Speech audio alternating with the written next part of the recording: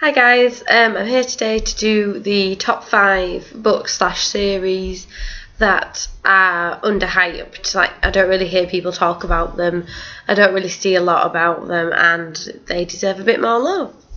So I'm just going to crack straight in at number 5, and that is The Splendor Falls by Rosemary Clement Moore. Yes, that is correct. This is a story about a girl named Sylvie who was a ballerina until she broke her leg, and then her dad died, and then her mother got remarried, and she gets sent away to her relative's guest house to go and stay there for however long, the summer, and it's just about finding out a lot of the past things that have happened around this house, and it's a bit of like what's going on, why are things so crazy around here. It's a small town that's full of secrets, and it's also got a bit of like development where she finds out things about her father too, and of course it's got love in there. It's got a love triangle. Yes, it does, but what doesn't? So yeah, and she basically has like perfect guy next door and the mysterious guy who has come from abroad.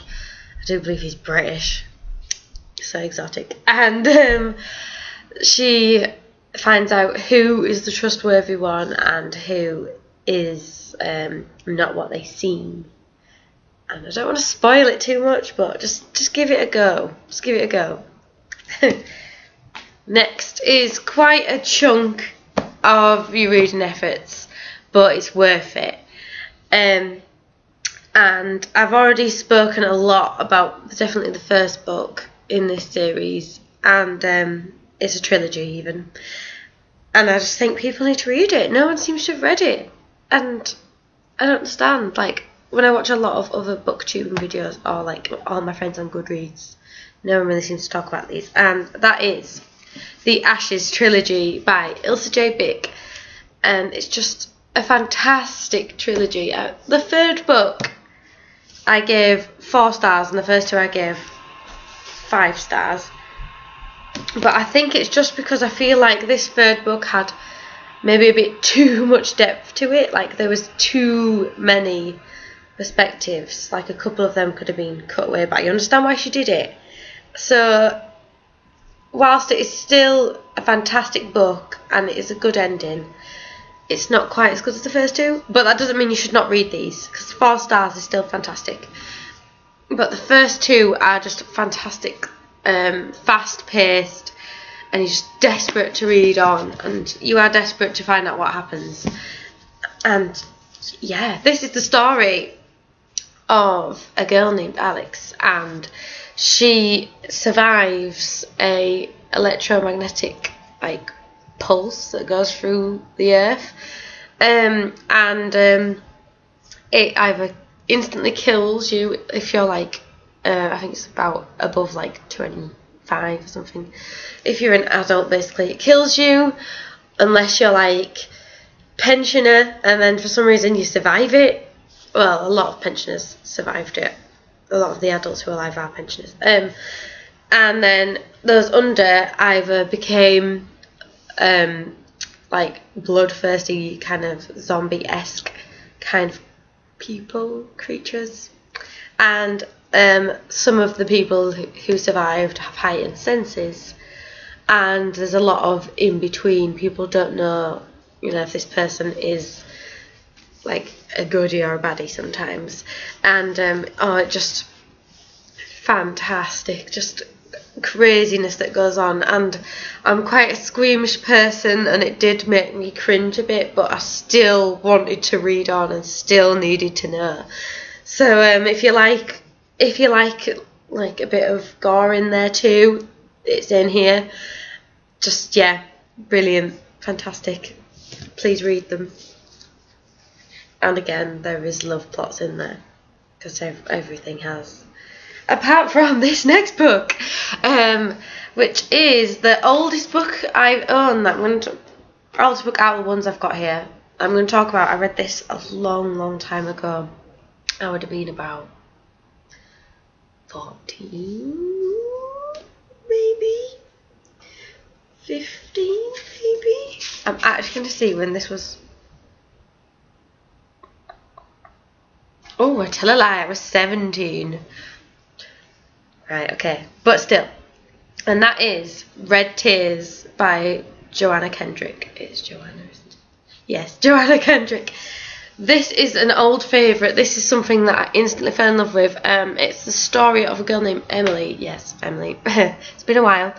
Who goes through a lot of struggles at school, and unfortunately she ends up self-harming, and it's the story of her struggle with self-harming and with coping with what's happening to her at school, like falling out with friends, getting bullied, exam stress, and it's just a heartwarming tale. It's quite little, quite a short read. I've reread this several times. It's just beautiful every time. I'm quite upset just thinking about it because it does have a trigger warning in it, so you know, if you do feel like that it's going to trigger you, please don't read it. But it's just a moving story, and you really feel for Emily, and there's a certain moment in this book that I just want to dive in and help her so much.